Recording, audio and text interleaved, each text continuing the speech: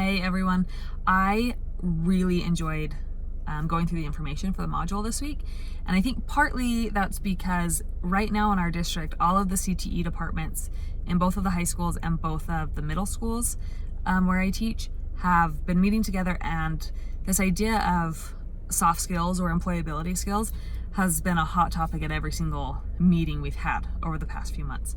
Whether we're really doing a good job at teaching and instilling these things in kids and helping students to develop these things, or if we're saying we're doing it, but we're not being effective in doing it. So especially the two videos on key skills and on assessing these soft skills, those two things I felt like were the most beneficial to me out of this module. I think watching my students, the two soft skills that they seem to be lacking are creative brain power and emergent leadership. And I think that both of those two things are very much tied together. I think both of those are byproducts of students having a vision, of knowing what they want to accomplish and developing a plan on how to get there. And I think when students know what they want to do and they're passionate about it, that the creativity to accomplish it just is a natural byproduct of that, and that leadership as well. They're able to take charge to get it done. I watch my students, and so many of them have just always been told, okay, this is what we're doing in class today, this is how we're going to do it. And there's not always that room for that free expression or that creativity or that innovation where these things happen. And then I also see so many students who are natural born leaders. They are so charismatic. They just naturally draw people into them, and they have these large groups of good friends. And I don't think they realize quite how much of an influence they can have. And these skills that they're surfacing, but they're not developed yet. They're not polished yet. And I think we really need to help students do those things.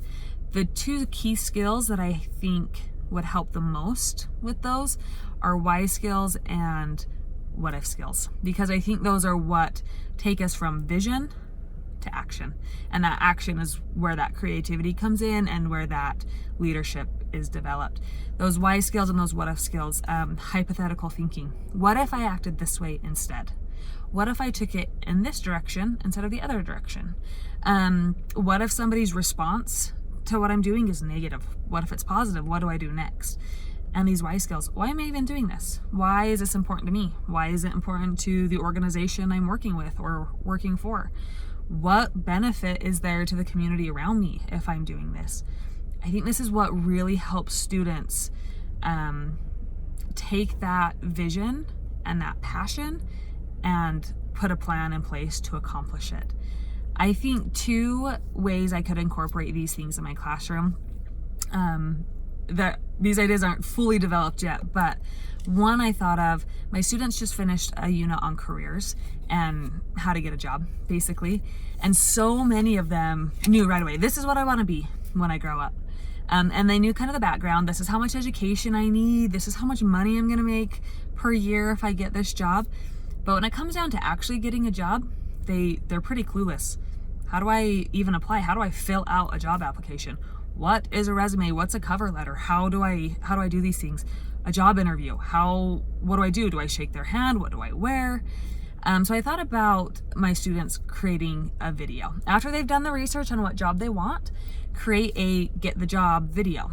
And maybe a fun way to assess this would be just to give students a checklist. They need to include this, and this in their video, right? Maybe they show a positive example and a negative example of getting a job. Maybe they include, or they have to include a looks like, sounds like chart in their video, something along these lines. But then they have the freedom to just run with it. They get to decide, okay, well, I want my video to be about job interview skills. And another student decides, okay, well, I want my video to be about what to wear on the first day to work. And somebody else decides, okay, well, I want my interview to be how do I fill out a job application?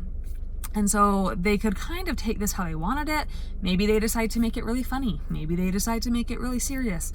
Maybe they decide to make it like a trailer to a movie or a podcast, something like this. But they have that freedom to be creative, to express themselves while still having the guidelines of a checklist.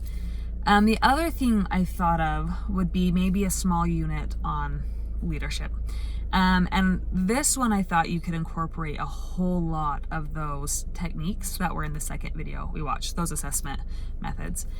Maybe have students start with taking some self-assessments to figure out where they maybe already have some natural leadership skills, and then what skills need to be further developed. And then they would pick, okay, well, this skill I'm not great at it, so I'm gonna work on this one for the next, I don't know, 2 weeks, 3 weeks.